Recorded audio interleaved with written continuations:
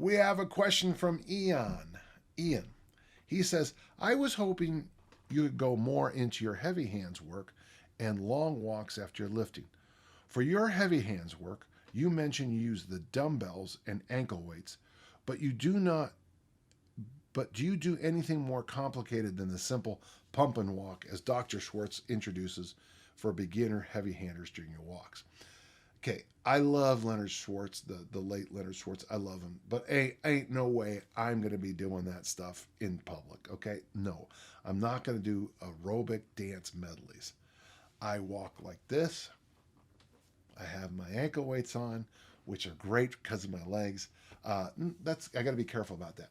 Today I used heavy hands, 3 pounds each, 30-pound weight pack, and that was it. I had no ankle weights on.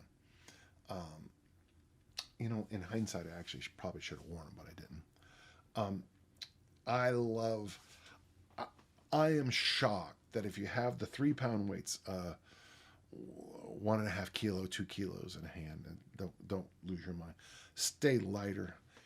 If I'm walking like this and have a vest, if I'm walking like this and have ankle weights, by the time I don't know if you know Metro, so we walk about 3 kilometers every day for sure.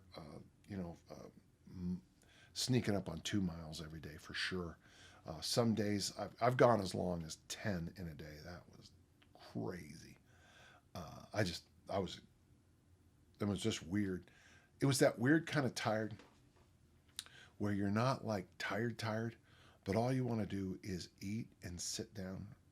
It's that weird kind of, okay, I'm done. So no, I just do the pump and walks. I don't go very high. Sometimes as a joke we'll do it, but most of the time I'm here. I'm about here, and I try to stride along with it. Okay. In the books, he brings out various other movements like lateral raises, punches, little kicks, and I'm curious if you've tried these movements, found value. We were doing lateral raises for a long time, and we just stopped.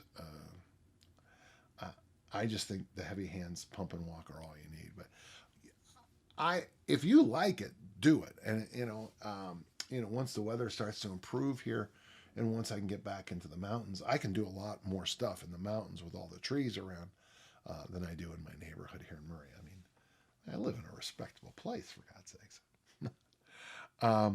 Finally, how long is long when you're talking about your walks? Every day, at least a half an hour. I prefer more like 45 minutes, but you gotta live what you live.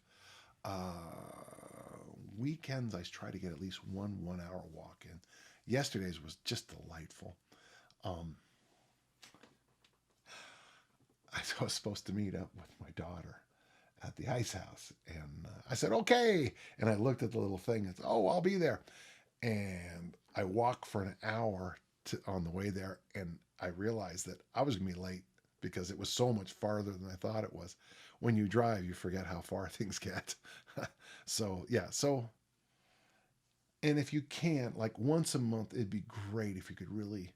I have 2 friends that when the weather gets better, we're going to do a marathon, 26.2-mile walk. Just walk it. And the last time they did it with a steel mace. I'm going to do it with very light 2-pound and actual heavy hands. So the strap will be the soft part will be here, and the strap will be on the back. So I'll be able to relax my hands the whole time. And you just walk, you eat a big lunch about halfway, and that's all you do. That's the whole day. Maybe once a month, once every 6 weeks or so, go for a long one. Something that really challenges you. Not challenges, that's not what I meant. Something that really is like, okay, that was a long walk. But most of the time, you'll find 30 minutes, 45 minutes to be pretty good. And pretty good is pretty high praise. All right? Great question, Ian. Thank you.